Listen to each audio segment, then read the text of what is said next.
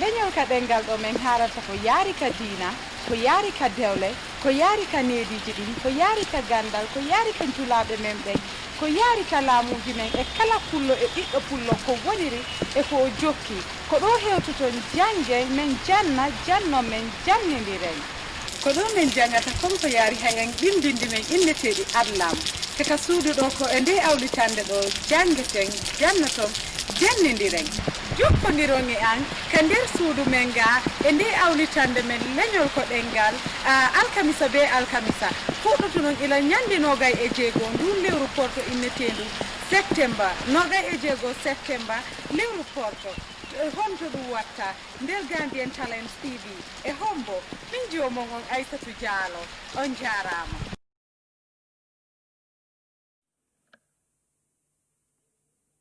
Speaker, can the Honorable Attorney General and Minister of Justice inform this August Assembly how much forfeited assets of former President Jammeh were sold, whether they were valued for sale, and provide us with supporting documents of the sales, value price, sold price for each assets and properties, as well as the names of the buyers.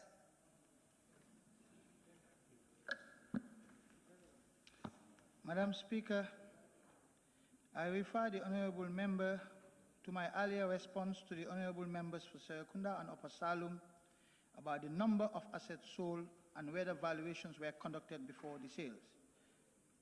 Madam Speaker, with respect to the Honourable Member's request for information on the value price, the sale price, and the names of the buyers, allow me for the record to point out first that these questions, in my humble view, amount to an attempt to conduct an audit of the sale process, which he cannot do.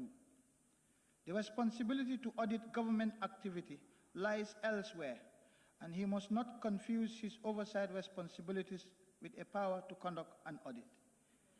The Honourable Member cannot therefore, under the guise of a parliamentary question, seek to carry out a responsibility that does not belong to him. However, in order to allay his fears about this process, and since his party seemed to be very concerned about it, I will on this occasion only, and on an exceptional basis, provide the requested information to him, not out of any sense of obligation on my part or on the part of the government, but out of courtesy to him and respect for this assembly. I would like to stress, however, that my act in this regard must not be regarded as a precedent. Madam Speaker, attached to this response and marked B, you will find the requested information about the valuation price, the sale price, and the names of the buyers for each property. Finally, Madam Speaker, I would like to draw the Assembly's attention that there may be issues of privacy rights in respect of the identity of the purchasers of the properties, who may have a right to keep their commercial transactions private, and we should all endeavor to respect that. Thank you, Madam Speaker.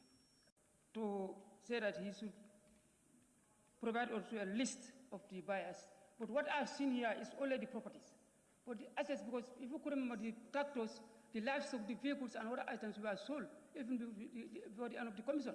But those were not provided. Why?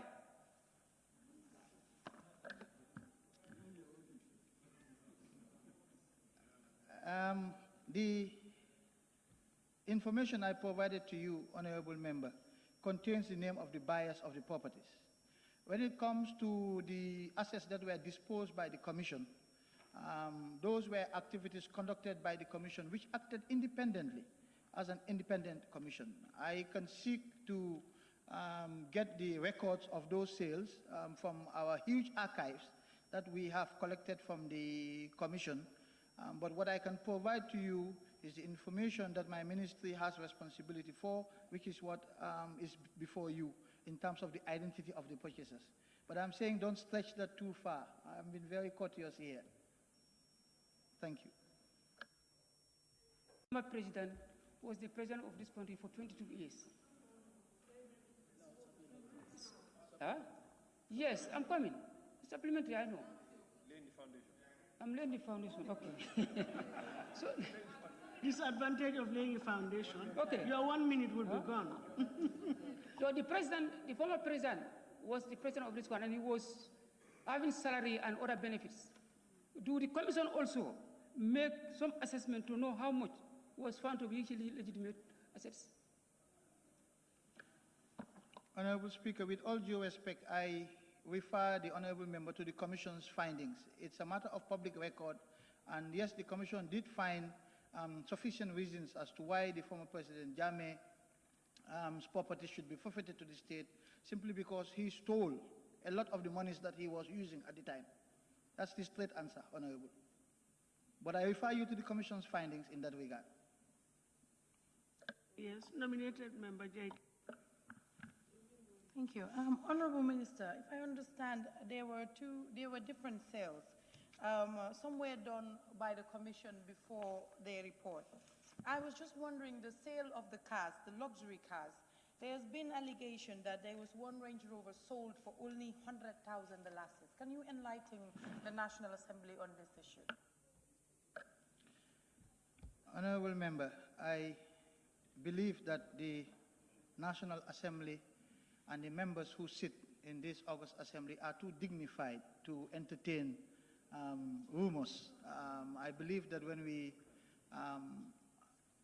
seek accountability from us, it is based on facts. I have no idea where that information came from. I know certainly that the process which my ministry is responsible for did not sell any Range Rover for $100,000. I don't know whether the auction that the Commission carried out sold any such vehicle, or the circumstances or the reasons why this was sold. I cannot confirm or deny that, but it would be difficult for me to believe that a Range Rover would be sold for $100,000. I don't know. Thank you. Honorable member for Serekunda. Honorable Speaker, would the Honorable Minister and Attorney General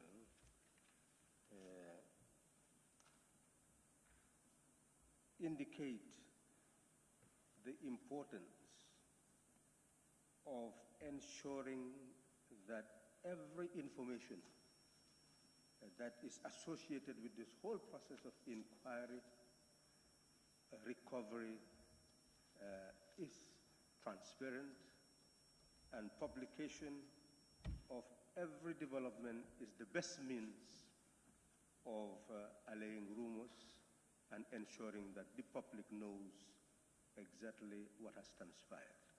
And if that is the case, wouldn't that be the best practice under the circumstances?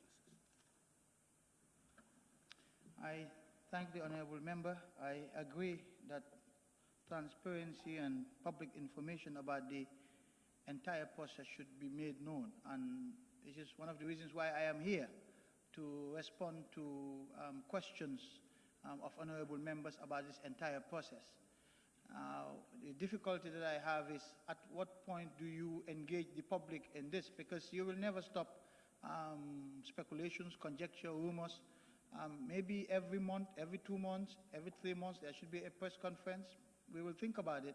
But I think one sure way of ensuring that information flows from this process is here before this National Assembly, where all the questions are asked and we answer appropriately. Thank you. Thank you very much, Honorable Speaker. Honorable Minister, when you look at this document B, you can see some of the properties are marked sold, others are marked unsold, then the others are not approved for sale. What is the intention of the government with these properties which are not intended to be sold and the one which are marked unsold? The information about the properties that are unsold means they have not yet been sold, even though they are marked for sale.